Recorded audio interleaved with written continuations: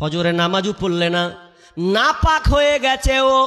অনেক মেয়েদের ক্ষেত্রেও দেখা যায় যেটা মায়াদের একটা কিনা রোগ আল্লাহ দিয়েছেন, সেটা হচ্ছে মাসিক দিয়েছেন, আপনার কিনা আপনার মাসে মাসে পিরিয়ড হয়। অনেক বোন কিন্তু এটাও ভুল কাজ করে, কারো 4 দিন, কারো 5 দিন, 6, 7, কিন্তু দেখলো 5 দিন আমার রাত 12টার সময় ভালো হয়েছে কিংবা রাত 10টার সময় ভালো হলো।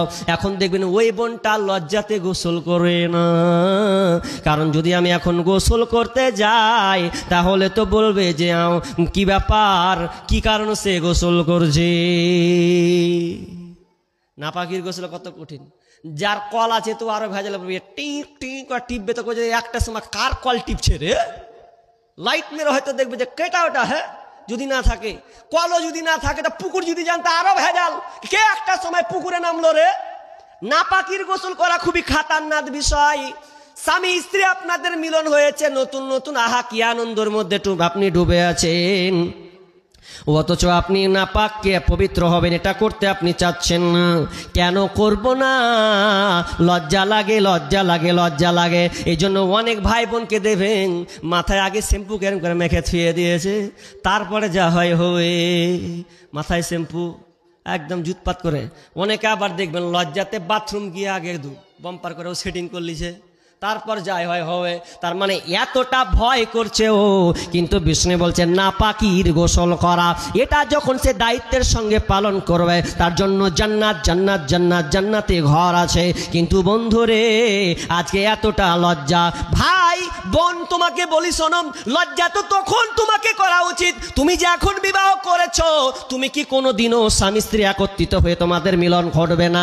তোমাকে লোক কি ভাববে? তোমাকে কি তোমাদেরকে ফেরেশতা ভাববে? না না না, খবরদার এটা মাইন্ড তুমি নিও না। এটা স্বামী স্ত্রী মিলন হবে, স্বামী স্ত্রীর সঙ্গে আপনার কিনা প্রজনন আসবে, এটাই স্বাভাবিক। কিন্তু অনেক বোনকে দেখা যায় ওকে কোনোদিন গোসল করতে দেখলাম না, 7 মাস 9 মাস হয়ে গেছে, পেটে বাচ্চা দিয়েছে,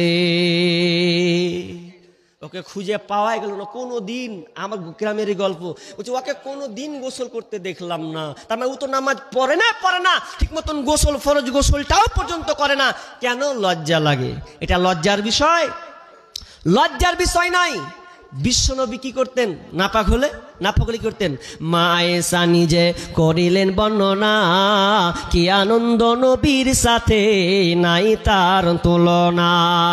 মধুর জবানে ডাকেন রাতের মাঝেতে, মধুর জবানে ডাকেন রাতের মাঝেতে, উঠো গোসল করিব মোরা একসাথে।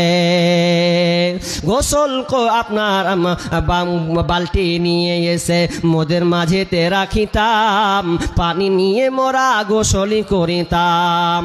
কভু কেড়ে নিতেন পাত্র মোর হাত হতে, নবীজি ঢালিতেন নিজের মাথাতে। কভু ঢেনে কেড়ে নিতাম আমি নবীর হাত হতে, ঢালিতাম আমি নিজের মাথাতে। কি যে আনন্দ নবীর সাথে নাই তার তুলনা। গোসল করিতে মোদের কত ছিল যে আপনার, গোসল করিতে মোরা কত শান্তি যে পেতাম। তার মানে মা আয়েশা বলছেন আমরা উঠে যেতাম, নাপাক যখন হয়ে যেতাম রাত 12টা কি 1টা কি 2টা কি, বিশ্বনবী আদরের সঙ্গে বিবিদেরকে ডাকতেন, আমাকে ডাকতেন, আয়েশা ওঠো ওঠো আমরা ফরজ গোসলটা করেনি। এটা কোনো শরমের কথা নয়, এটা কোনো লজ্জার কথা নয়। আপনি নাপাক আছেন, বরং তাড়াতাড়ি করে, একজন আপনি ইমানদার মানুষ, তাড়াতাড়ি যখন আপনার সময় হয়ে গেছে তাড়াতাড়ি করে আপনি অপবিত্র থেকে পবিত্র হয়ে যাবেন। এটা হচ্ছে ইমানদারের কাজ। অতএব বিষ্ণু বললেন নাপাকির গোসল করা। অতএব আপনি আপনাকে বা মা বোন সকলকে বলতে চাই, এটা নিয়ে কোনোদিন ঢিলা আপনি করবেন না।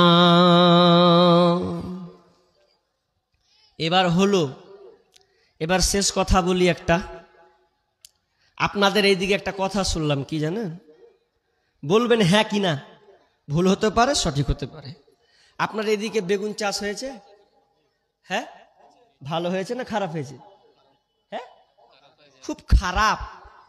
আর আমাদেরটা আরো উল্টা, অন্য কিছু। দুটাকে মিলাচ্ছি আমি একটা একটা করে, ভালো করে বুঝেন। বেগুন চাষ আপনাদের উত্তর দিনাজপুরে ভালো হয়নি তো আমার দিকে বলছেন 90 টাকা কিলো, 80 টাকা, মাথায় খারাপ। যেখানে 40 টাকা 30 টাকা কিলো বেগুন, সেখানে দাম দর হচ্ছে 90 কিলো। আপনাদেরও ভেজাল, আমাদেরও ভেজাল, দুই দিকে ভেজাল শুরু হয়েছে।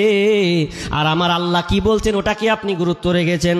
আল্লাহ বলছেন আল্লাহ বলছেন তোমরা কি করো, আমার আনফিকু আনফিকু, তোমরা দান করো, মিন তয়্যিবাতি মা কাসাবতুম ওয়া মিম্মা আখরাজনা লাকুম, তোমরা দান করো, আমি তোমাদেরকে তোমাদের আপনার উৎপন্ন ফসল থেকে তোমরা আল্লাহর রাস্তায় দান করো, তোমাদের ইনকাম সোর্স থেকে তোমরা আল্লাহর রাস্তায় দান করো, এবং তোমাদের জমিন থেকে যা আমি উৎপন্ন করে জমিন থেকে যেটা তোমাদেরকে দিই ওটা ওখান থেকে তোমরা আল্লাহ রাস্তায় খরচ করো। শুধু তাই নাই, আল্লাহ সুবহানাহু বলছেন ওয়াল্লাযীনা ইয়াকনিজুনাদ যাহাবা ওয়াল ফিজ্জাতা ওয়া লা ইউনফিকুনাহা ফি সাবিলিল্লাহি ফাবাশশিরহুম বিআযাবিন আলীম। আল্লাহ বলছেন যারা সোনা এবং চাঁদিকে এক অর্থাৎ অর্থ উপার্জন করে জমা রেখে দেয়, অর্থাৎ অর্থ সম্পদ টাকা কড়ি ব্যালেন্স এগুলোকে জমা রেখে দেয়, আল্লাহ বলছেন তাদেরকে সুসংবাদ দাও, আযাবের সুসংবাদ, তাদেরকে কঠিন আযাবের সুসংবাদ তাদেরকে দিয়ে দাও। যারা কিনা আপনার অর্থ সম্পদকে আপনার কিনা জড়ো করে রাখে, জমা করে রাখে, চাইলে আর রাস্তায় খরচ করে না। আর আগের আয়াতটা বললাম আল্লাহ যে আপনাদের জমিন থেকে উৎপন্ন দিচ্ছে ওটা আল্লাহ নিজে আপনাকে দিচ্ছে। অস্বীকার করার আছে আপনাদের? কে অস্বীকার করবেন যে আমি নিজে করছি?